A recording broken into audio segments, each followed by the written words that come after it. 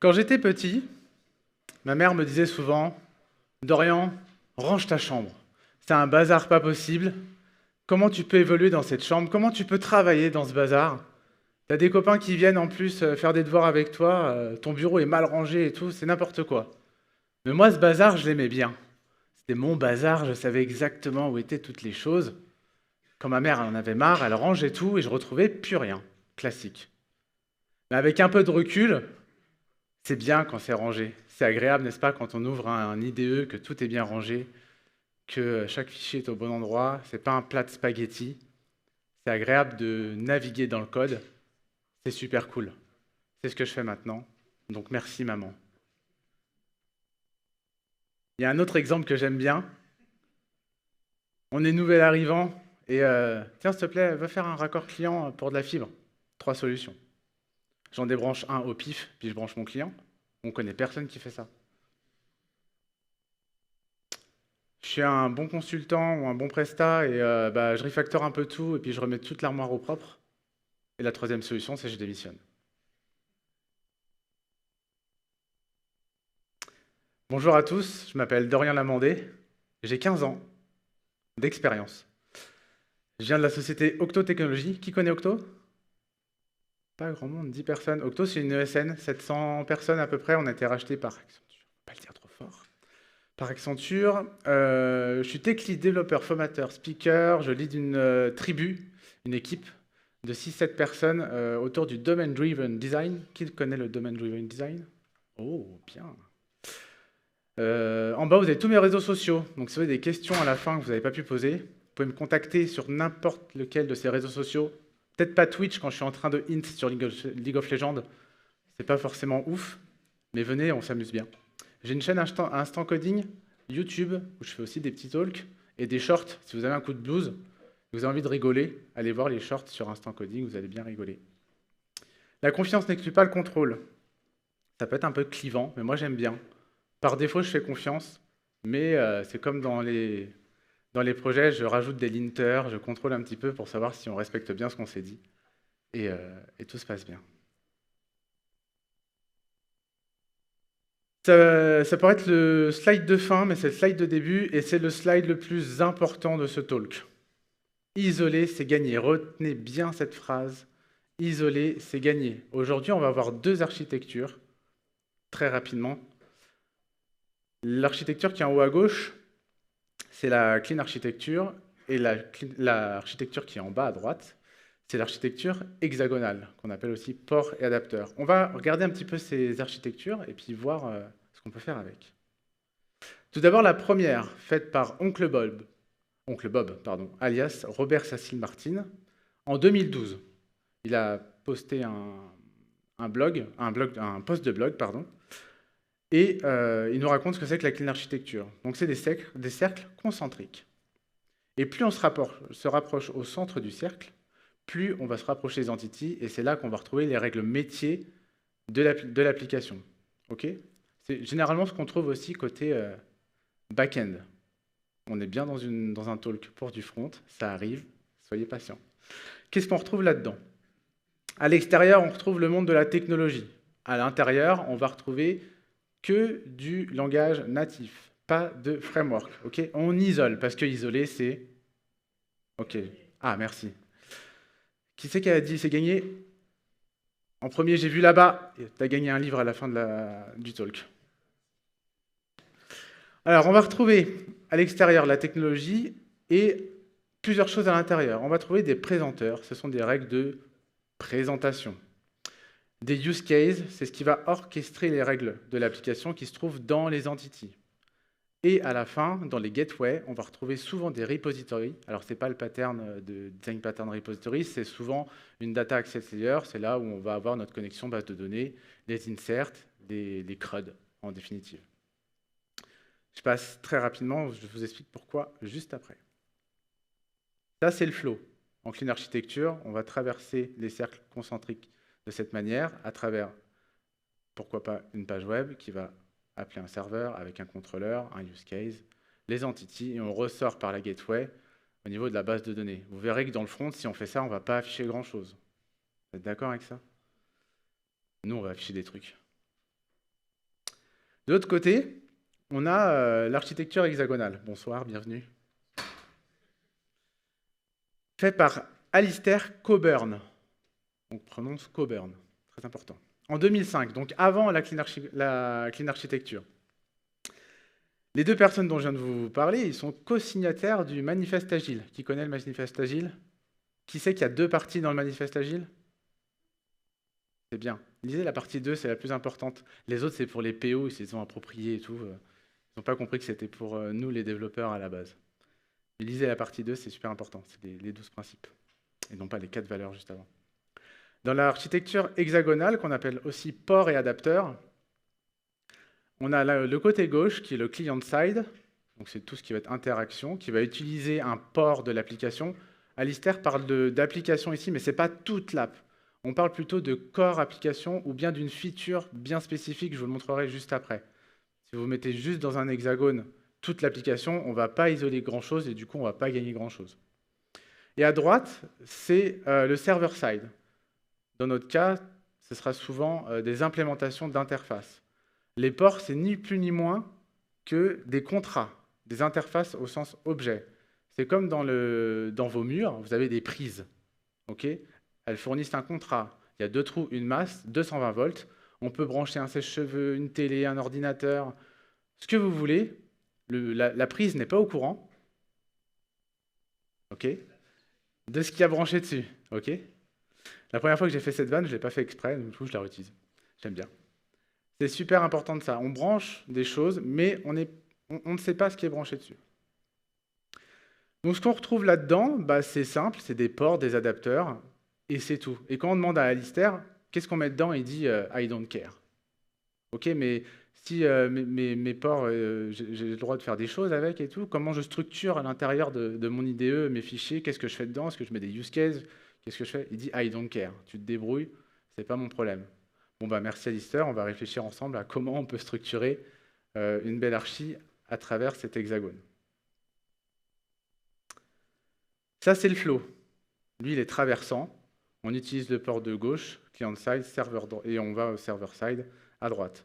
Pareil, dans le front, on va refaire un petit tour vers le client-side, parce que sinon, on n'affiche pas grand-chose non plus. Et en 2023, là, il y a une petite ref à mon enfance que j'adore. Qui connaît la ref? Tout le monde, ouais, trop bien. Christophe, qui est un ancien collègue qui est parti chez Zenica. Des fois, on fait des choix. Si tu n'en veux pas, c'est super. Il est CTO chez Zenica maintenant. Et il invente en 2023 la clean archigonale. C'est la fusion des deux archis. Et en fait, c'est assez incroyable. Il prend le meilleur des deux mondes. Parce qu'en clean archi, il y a des trucs méga chiants. Il y a beaucoup de fichiers, j'entends souvent ça, il y a beaucoup de fichiers. Le flow n'est pas facile à respecter, il faut mettre des interfaces un peu partout et tout. Et il dit, je vais prendre le meilleur de la clean archi, le meilleur de l'archi hexa, et puis je vais créer la clean archigonale. Donc je vais avoir des ports, des adapteurs et des use cases. Et moi, ça me va bien, ça. C'est hyper structuré. Et quand je rentre dans mon IDE, c'est ce que vous avez à droite de la capture, c'est super clair. Quand j'ouvre, je vois directement les fonctionnalités qui sont fournies par mon front. Et pour le coup, c'est un front, là, que vous voyez. Donc si j'ai besoin de, je ne sais pas, corriger quelque chose dans le chargement du profil utilisateur, je sais directement où taper. Il y a le use case chargé profil utilisateur. Vous savez quel nom ça porte, ce type d'architecture là? C'est ce qu'on appelle la screaming architecture, une architecture criante. Okay, donc quand il y a un nouveau qui arrive, qu'il soit senior ou même junior, pour l'onboarding, pour montrer quelle est l'architecture de l'application, c'est assez simple de monter en compétence sur ce type d'architecture. Ça se fait vraiment tout en douceur. Si vous voulez en savoir plus sur la clean archigonale, Christophe détaille tout ça pendant 50 minutes. Nous, on ne va pas le faire. Je considère que vous connaissez déjà un petit peu. Lui, il le fait pendant 50 minutes et il ne parle que de ça. Que de ça, que de ça, que de ça. Si vraiment vous en voulez encore plus, on en parle pendant 2 heures sur Instant Coding. Je crois même qu'on fait du code à l'intérieur. Donc là, c'est pendant 2 heures. C'est cool. Après, je n'ai pas d'autres sources. J'ai présenté le livre Clean Architecture. Si vous êtes débutant sur la Clean Archi, ne lisez pas le livre. Il est super compliqué. Il parle de la Clean Archi qu'au bout de la page 200. Donc Donc ça peut être un peu déceptif. Une fois que vous maîtrisez bien, vous pouvez lire et essayer de comprendre ce que Oncle Bob a voulu nous raconter. Ah, combien de fois j'arrive sur des projets front, ou combien de fois j'arrive sur des projets front qui ne sont pas encore créés, et on me dit, ouais, on va utiliser tel lib, tel lib, tel lib, tel lib, tel lib, tel lib. Je fais, wow, calm down, not now. En fait, la valeur du front, c'est pas les frameworks ou les bibliothèques qu'on va utiliser. C'est pas ça, en fait, on s'en fout. Votre client, il s'en fiche de savoir quel stack vous avez mis. Encore pire, vos utilisateurs, ils ne savent pas, en fait, s'ils sont en train de naviguer sur un site en React, en Vue, en Angular, en ce que vous voulez. Ok, c'est cool, on peut se faire plaisir en tant que dev à utiliser des libs, mais ce n'est pas le but premier. La valeur du front, c'est plutôt dans mon code, où est-ce que je vais avoir mes règles de présentation. C'est comment je vais avoir ma représentation de 3. La représentation graphique de mon métier. C'est-à-dire quels sont les objets que je vais créer pour pouvoir les injecter dans mon DOM et avoir les données dans mon DOM directement. Et bien sûr, la valeur du front, c'est assurer une expérience de qualité à nos utilisateurs. Il y avait Bertrand tout à l'heure en Stage 1 ce matin qui faisait une conf sur les fondamentaux du développement web. Quelqu'un l'a vu? Ok, bah en fait, la valeur du front, c'est un peu tout ce qu'il a dit. Et à quel moment il a parlé de framework? Jamais. Ok? Il a dit on peut résoudre des choses par les frameworks, mais il n'a pas parlé de framework. Il n'a même pas parlé de vanilla. Et c'est très bien de faire du vanilla. Aujourd'hui, moi, j'utilise du Vue, mais c'est juste pour de la présentation. Et ça, c'est vraiment fondamental. Comment ça marche? On parle un peu de front. On a un composant, en l'occurrence, là, c'est du Vue.js. Donc dedans, il y a une partie template avec de l'HTML, du TypeScript, pas du JS, s'il vous plaît. Je vous aime bien les développeurs JS, mais faites du TypeScript, les objets, c'est cool aussi. Le CSS, c'est pas trop ma tasse de thé, mais parfois, il faut en faire. Et dans mon équipe, j'ai des super intégrateurs et vraiment des champions du CSS. Donc moi, je suis pas très bon là-dessus. Donc l'avantage de cette archi, c'est qu'on peut binomer. Moi, je vais faire toute la partie architecture, récupération de données, etc. Orchestration, s'il y a besoin. Et je vais faire appel à mon pote qui est intégrateur et qui fait ça 100 fois mieux que moi. Il n'y a pas de problème. Donc le composant va utiliser une fonctionnalité, ce que vous avez vu tout à l'heure dans l'IDE. Dans l'IDE, un use case. Et comment ça se passe? J'instancie mon use case. Et mon use case, il va utiliser un port. Ok, je l'isole. Parce que isoler, c'est... Voilà, c'était trop rapide là. La prochaine fois, levez la main. C'est gagné. Et là, dans un front, typiquement, on fait souvent appel à des API. Il y a un back-end, n'est-ce pas? Je fais un appel back-end, donc c'est une implémentation. Là, je peux utiliser une librairie, Redaxios, Axios, ce que vous voulez. Redaxios, c'est mieux pour la planète. Ça embarque moins de choses. Et puis là, vous récupérez, je ne sais pas, du contenu. Un contenu, une liste de défis à faire sur votre site. Peu importe, on s'en fiche. Et c'est dans le back-end qu'est décrit tout le défi. Son titre, sa description, comment le réaliser, etc. Bon, super. Faire du contenu dans un back-end, dans une API, c'est pas génial. Donc là, mon client, il a dit, ah, ce serait bien quand même qu'on mette en place, un CMS. Pas de problème. Pour faire ça, je fais un nouvel adapteur et je code le call API vers mon CMS. Puisque tout ce qui est à l'intérieur de mon hexagone, lui, il n'aura pas changé. Ok? Je veux toujours afficher mes défis. C'est toujours les mêmes propriétés à l'intérieur de mon hexagone. Par contre, à l'extérieur, peut-être que les payloads sont différents entre mon backend et mon CMS, mais j'ai juste ce mapping-là à réécrire. Tout le reste va fonctionner. C'est pour ça que l'isolation est super importante. Je vais présenter de la même manière à mon front-end mes défis. Donc là, on en est à la récupération sur une API. Pourquoi pas, je peux avoir du stockage. Arrêtez de mettre des stores partout. Arrêtez. Et de les faire en plus communiquer entre eux. Parce que pour tester toute cette mécanique, on sait bien que c'est un peu pénible. Il faut booter des applications ou des composants. Ça prend un peu de temps, j'y reviendrai un peu après.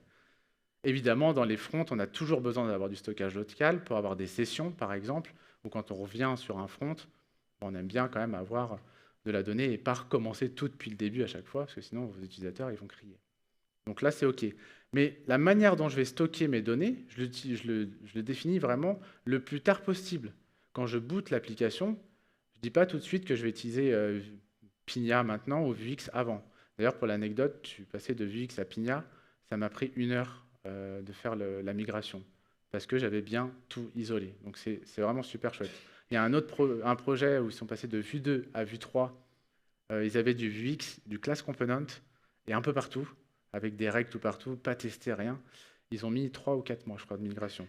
Là, on est assez safe, et on est migration proof. Ça, c'est la partie droite, server-side, on pourrait dire. Et à un moment donné, il faut représenter les choses. Donc, on a nos entités qui sont dans l'hexagone, et on va les présenter dans un présenteur. On va avoir une notion de view model. C'est un super nom, parce que c'est un modèle qui va être adapté pour la vue. C'est génial. Ce qui fait que dans mon code, dans mon template Vue.js, j'aurai juste besoin de binder mon view model à mon template HTML. On va voir ça juste après. Donc là, encore une fois, c'est super simple. Je suis quasiment en full TypeScript et je peux tout tester en test unitaire sans booter d'application. Vous verrez que ça va super vite en plus. Est-ce que ça marche pour un front web? Spoiler, je l'ai déjà dit un petit peu avant, oui, ça marche. Vous êtes les premiers à avoir une capture d'écran non floutée. Avant, les gens étaient comme ça. Et en fait, c'est parce que je n'avais pas le droit d'en parler. Le site n'était pas sorti, donc ça s'appelle Jagi. Je bosse pour le gouvernement en ce moment, pour la transition écologique plus particulièrement. Et donc, on fait jagi.beta.gouv.fr. Vous pouvez aller tester, pas tout de suite, mais plus tard. Donc, je vais parler, j'ai fait cette architecture. Le code est open source, vous pourrez aller le consulter. Et donc, tout ce dont je parle, c'est fait sur ce site. Je prendrai vos remarques si vous en avez via GitHub. Donc, admettons, nous avons une liste de recommandations à afficher. L'autre recommandation qui est dans le code, ce sont les articles et les quiz. On a des défis, des articles et des quiz. Là, on parle que des articles et quiz dans cette capture d'écran. Je vais avoir un premier composant parent qui s'appelle coach, avec des composants enfants qui vont être des coach recommandations. C'est tout. J'ai juste ça. Je peux avoir un peu de code en haut, un peu de code en bas, mais là, on se focus que là-dessus. Le parent, donc coach, il va se charger, allô? Oui. Il va aller se charger de récupérer les informations, instancier un use case. Donc là, en vert, je ne sais pas si vous avez attention, il y avait un code couleur en vert, c'est mes adapteurs. Donc là, j'instancie mon use case, je passe mon repository, je le préfixe avec Axios. Comme ça, je sais directement que c'est un adapteur et qu'il y a la techno là-dedans. On a le droit ici dans les adapteurs. Je lui passe un présenteur qui va convertir mes entités en view model. Et c'est tout. 80% du code de l'application, c'est uniquement ça. C'est chouette, non? On n'aime pas trop écrire beaucoup de code, nous les devs. On est feignants des fois. OK? Le truc qui est cool, c'est que comme 80% du code, c'est ça, pour les onboarding ou pour les développeurs un peu juniors qui aiment bien fonctionner parfois par mimétisme, c'est facile. Et on peut prendre le temps d'expliquer comment ça marche. C'est super chouette. On va rentrer dans le détail des use cases, des présenteurs et des repos. Donc ça, c'est super. Si je rentre dans la carte, OK, ici, il y a beaucoup de code HTML, mais vous allez voir, c'est super simple. Ici, j'ai le titre, je l'affiche. Je ne vais pas mettre trop de tests sur ce composant, parce qu'a priori, je ne fais pas grand-chose dedans. Je vais faire confiance à Vue.js pour qu'il me le rende bien. Puis à la fin de la journée, je boot l'application, je regarde si ça marche, je commit, je m'en vais. Dans les faits, on ne fait pas ça. On teste quand même souvent. Donc ça, c'est mon titre, par exemple. Ici, c'est les points. Et peut-être pour les yeux aguerris, il y en a qui ont vu ça. Ça, moi, demain, je vais faire un petit MR en disant « Ah, le title ici, pour l'accessibilité notamment, il pourrait être, au lieu d'être concaténé directement dans le composant, ça pourrait être une propriété qui est dans mon view model, parce que je pourrais le tester. Là, si je veux tester que title a la bonne valeur, il faut que je fasse un test de composant, que je boote le composant, que je mette les données qui vont bien, et que j'aille rechercher dans mon router link quel est le title qui est appliqué. Ça ne prend pas 3 millisecondes, alors que les tests TypeScript, vous verrez tout à l'heure, prennent 3 millisecondes. Donc ça, plutôt côté présentation. C'est son rôle au présenteur de builder ce genre de property. Si on revient sur chacune des classes, nous avons un use case. Lui, c'est le chef d'orchestre. En haut, on va avoir les imports. Les imports ne vont référencer que la partie port et non pas adapteur. Je ne veux pas avoir d'implémentation là-dedans. Ok, donc que les interfaces. Vous vous rappelez la prise de courant, elle ne sait pas qu'il va y avoir un sèche-cheveux, une télé ou quoi qui va être branché dessus. Bah là, c'est pareil. On va avoir une entité. Ici, c'est une recommandation personnalisée avec ses propriétés dedans, ok, qu'on va vouloir manipuler à l'intérieur de l'hexagone. Ici, on va avoir la méthode execute du use case. Je récupère mes recommandations et je les présente. Pareil, 80% du code, c'est à peu près ça. Ouais, mais ça sert à rien, ça fait pas ce plat, c'est nul, ça sert à rien, ça fait pas ce plat. Ok? Alors oui, c'est vrai, c'est pas ce plat. Mais parfois, c'est Jim qui m'a dit ça. Il dit parfois, c'est quand même cool d'avoir des règles de gestion. Donc on en a. Ici, j'ai un cas où je fais des quiz articles, c'est-à-dire qu'on répond à un quiz sur le site, et derrière, ça nous donne un article pour expliquer pourquoi on a eu bon ou pourquoi on a eu faux. C'est mieux d'ailleurs quand c'est pourquoi on a faux, on nous explique. Et ben, en fait, si je réponds à un quiz article, je passe cet article comme lu. Et ben, la règle de gestion, elle est là. OK? Et éventuellement aussi, je publie un événement qui dit que le quiz a été terminé. Pour l'anecdote, quand on termine un quiz, on gagne des points. Et donc, on peut refresh le score qui se trouve dans le header. Je le fais à la main ici, avec un pattern qui s'appelle pub/sub. Je pourrais faire du signal. Je ne vais pas m'embêter avec du framework dans mon hexagone. Parce que dans mon hexagone, je veux isoler la partie framework. Parce que isoler, c'est... Je t'ai vu, tu as gagné un livre. Il en reste encore un.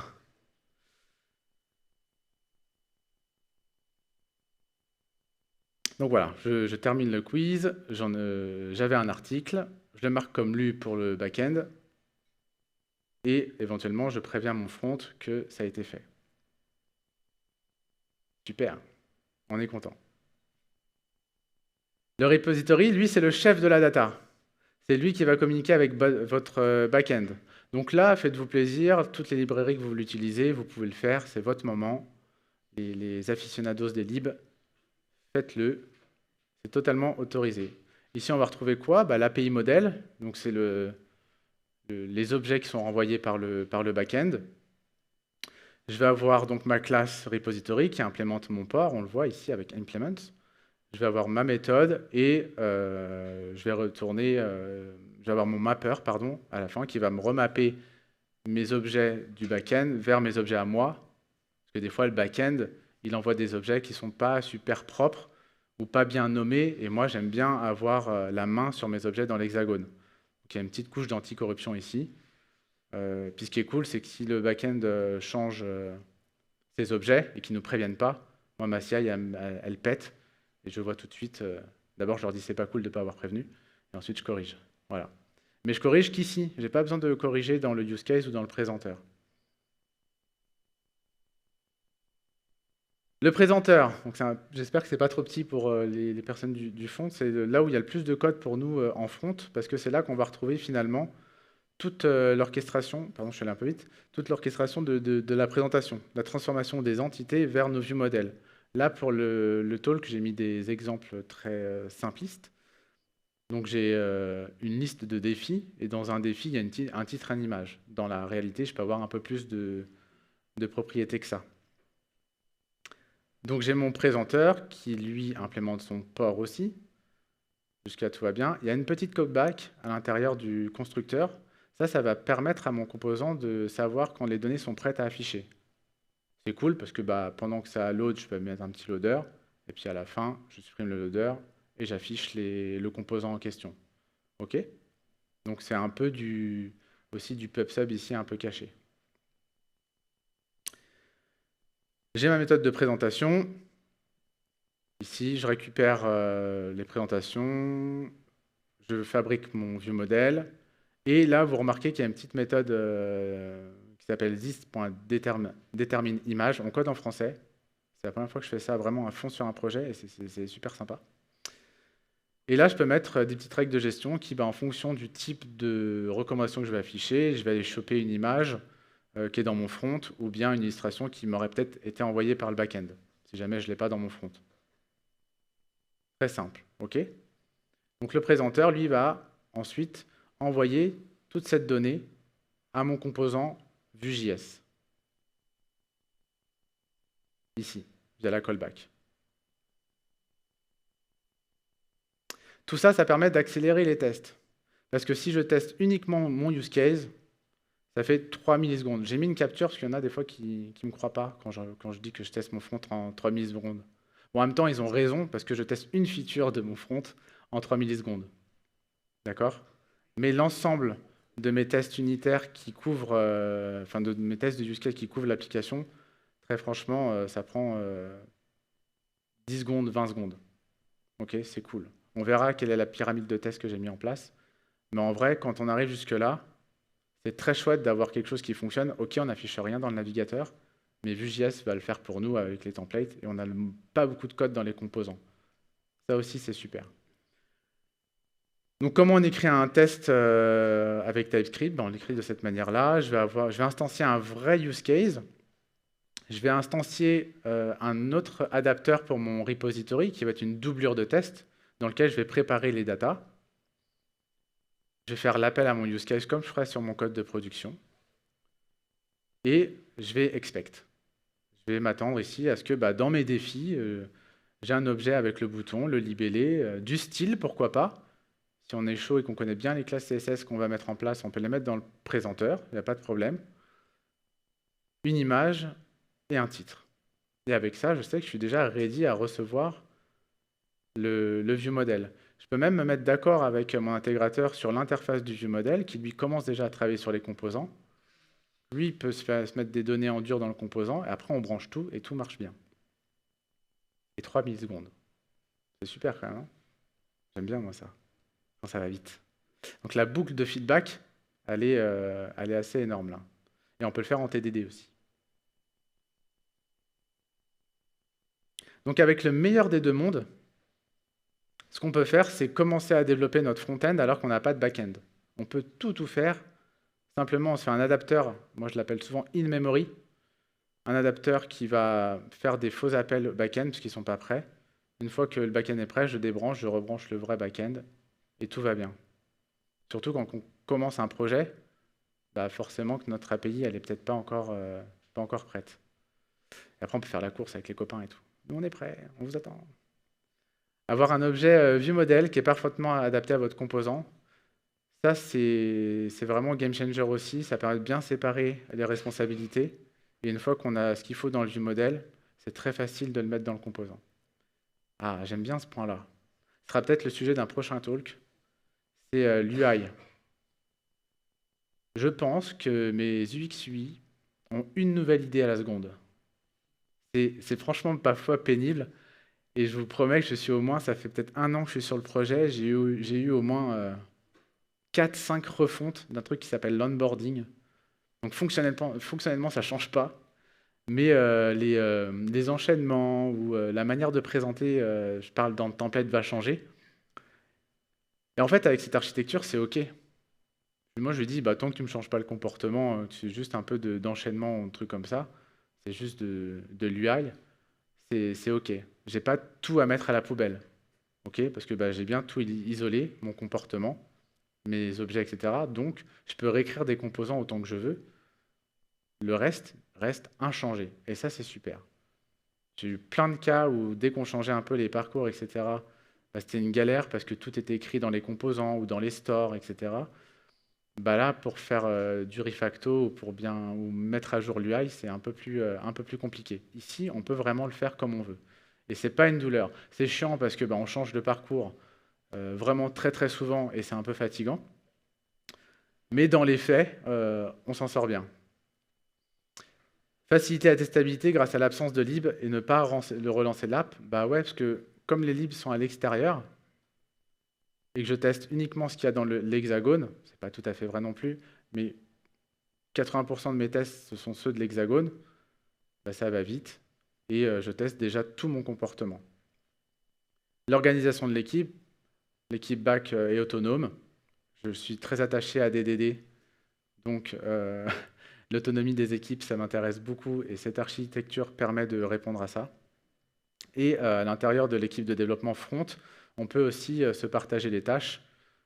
Quelqu'un qui va être très bon, comme je l'ai dit, sur l'intégration va prendre cette partie-là, travailler sur la même branche que nous, et on ne se marche pas dessus, on n'a pas de conflit, et tout va bien dans le meilleur des mondes possible. C'est pas de moi, ça. On va faire un jeu.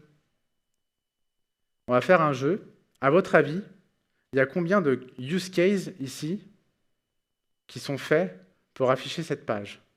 Donc, attends. Moi, je sais. Levez la main ceux et celles qui pensent qu'il n'y a qu'un seul use case. Personne. 2 use cases.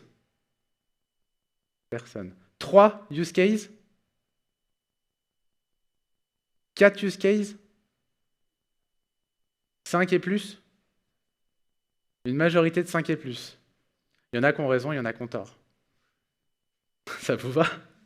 On va regarder. Je sais que ça va râler, je vous vois venir. Ça, c'en est un. C'est le fameux onboarding qui a changé 15 fois. Ça fait 1. En 2, il y a le chargement des missions. Ça fait 2. En 3, il y a les articles, les quiz qu'on a vu juste en bas. En 4, alors je serais curieux de savoir ce qu'on dit 4, à quoi ils pensent après. Pardon? Ouais, en vrai, c'est plus ça, là. Parce que l'espace utilisateur en haut à droite, on l'a avant à l'OTANT. Et ça, c'est les points. OK? Et c'est tout. Ça fait 4 use cases. Pourquoi on fait ça? Parce qu'avec cette architecture-là, ce qui est sympa, c'est que si on a un on-point qui pète, j'ai juste une partie de mon site qui va être indispo. Je ne vais pas mettre indispo toute la page. Pareil pour les chargements, les blocs qui sont prêts à être chargés, ils se chargent, les autres, ils ne se chargent pas. C'est un peu comme du lazy loading. On affiche ce qui est prêt à être affiché. Chaque composant à l'intérieur de ces pages est indépendant, il se gère lui-même, et c'est super. Et je peux avoir un affichage différent, dégradé en fonction de la dispo de mon back-end, par exemple. C'est pas parce que les points ne marchent plus que je vais empêcher mon utilisateur de consulter un article. Ce serait bête de faire ça, en fait.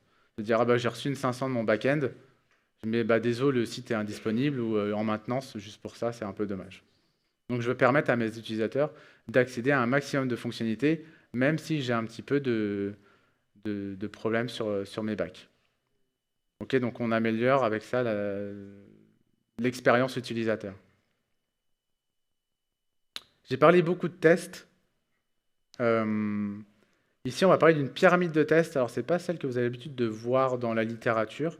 En bas, on va dire beaucoup, et en haut, on dit peu. Je ne parle pas du temps d'exécution, même si en vrai, on va voir que ça peut prendre un peu de temps. Il me reste un livre à faire gagner. Attention, ça arrive très bientôt. Tests de comportement, c'est ce dont je vous ai parlé et montré tout à l'heure à l'écran avec les tests des use cases, la doublure du mock, etc. On teste tout. J'en ai beaucoup, j'en ai énormément. Je pense que ça représente entre 80 et 90% de mes tests aujourd'hui sur mon front. Heureusement, je ne fais pas que ça. Hop là, ça arrive au moins une fois à chaque conf. Voilà. Les tests d'accessibilité, on travaille pour un site public, donc forcément, on doit être conforme. Donc ça, on en a pas mal, et on vise un score de 100 avec Playwright, ça ne suffit pas, mais au moins on a une bonne base, donc on teste, on load une page, on passe Lighthouse, et on vise un score qui est 100, on n'a pas le choix, il faut avoir 100 sur Lighthouse. Ça, c'est un peu plus long déjà à s'exécuter. À mettre en place, ça va, c'est une page à loader, c'est OK. Les tests end-to-end avec des parcours. Je veux m'authentifier, je veux réaliser l'onboarding, et à la fin, je veux voir que en fait, l'onboarding n'apparaît plus. C'est ça que j'appelle un test end-to-end, on pourrait l'appeler un test d'intégration aussi. Donc là, j'ai un parcours, il faut que je moque les API, avoir les bons retours back-end. Je suis en train de me dire que c'est un peu une bêtise de moquer les API. Je pense que demain, au sens figuré, demain, je parlerai directement avec un vrai back pour avoir directement les bons payloads, etc. et pas trop m'embêter à changer mes payloads en cours de route dans les tests end-to-end parce que c'est une tannée à maintenir. Donc j'en ai un petit peu parce qu'il y a des parcours qui sont assez secs. Je vous recommande de tester uniquement vos parcours qui sont secs, qui ne changent pas toutes les 30 minutes, sur les tests end-to-end. Donc typiquement sur l'onboarding, j'en ai pas mis. Ok, c'est maintenant, on peut gagner un livre. Il reste quoi? Test utilisateur, isolation, c'était pas là. J'aime beaucoup. Il reste 2 types de tests. Comment? Unitaire, c'est dans test de comportement. Non. Faut en faire, hein, mais c'est pas là. Non, performance, non. Non. Ouais, alors il y en a un manuel, mais c'est pas tout de suite. Non. Plus bas niveau que ça. Allez, je vous aide. Presque. Alors, qui a dit test manuel tout à l'heure? Ok, tu as gagné un livre? Parce qu'il est tout en haut de la pile. Désolé pour les autres, il faudra revenir plus tard. Pardon, je suis allé trop vite. Hop, test de composants. Ok. Ça arrive que nos composants Vue.js, ils aient un petit peu, malgré tout, de logique, qu'on ne peut pas embarquer dans nos use cases. Typiquement, des choses à afficher, je clique sur ce bouton, il y a un truc qui apparaît, je réponds à un quiz, faut que je mette la réponse en rouge, par exemple, ou que je fasse des enchaînements de composants. Ça, c'est très compliqué à mettre dans un présenteur. Donc ceux-là, je vais en avoir, mais pas beaucoup non plus. Ok. Moi, je veux que mes fronts soient très simples, je découpe mes composants, et c'est tout. Et en effet, pensons à nos chers PO quand même, on les oublie trop souvent. Les tests manuels, nous on en fait en tant que dev, bien sûr, à la fin de la journée, comme je l'ai dit, d'accord? Mais nos PO quand même, il faut qu'ils recettent à un moment donné. Qui a déjà connu des war rooms pendant une demi-journée, une journée à tout tester? Pour souvent pas grand-chose, hein, ça marche bien quand même, on découvre peu de bugs. On est d'accord, on découvre peu de bugs. La veille de mise en prod, ouais, jamais. Ça n'arrive jamais. Voilà la pyramide de test. Il me reste 2 minutes. Et là, petit warning. Et j'y veillerai. J'ai tous les noms des personnes qui sont là. Si je vois que vous sortez de la salle, vous dites j'ai vu un super talk, c'était trop bien, où Dodo il nous a présenté la clean archigonale dans le front. On va faire ça sur nos projets. Non. Non, non, non. Vous faites ça uniquement si c'est adapté à votre contexte. Si vous bossez sur du CRUD, une console admin, vous faites une app Vue.js, React, ce que vous voulez, pour administrer des données qui sont dans une base de données et rendre ça user-friendly, faites pas ça. Vous allez tomber, vous allez vous faire mal. Ok? Si vous avez un back for front qui fait déjà plus ou moins ça, ne mettez pas une clean archigonate dans le front, ça ne sert à rien. Toute l'intelligence, elle est dans votre back for front. Moi, ici, c'est une API qui ne regarde pas trop s'il y a un front-end derrière ou pas. Du coup, je suis obligé de retravailler les objets et ça me va bien. Ok? Si j'avais un BFF, j'aurais jamais fait ça. Jamais, jamais, jamais. Ok? Donc, s'il vous plaît, ne faites pas ça partout. C'est super important. Et c'est tout pour moi.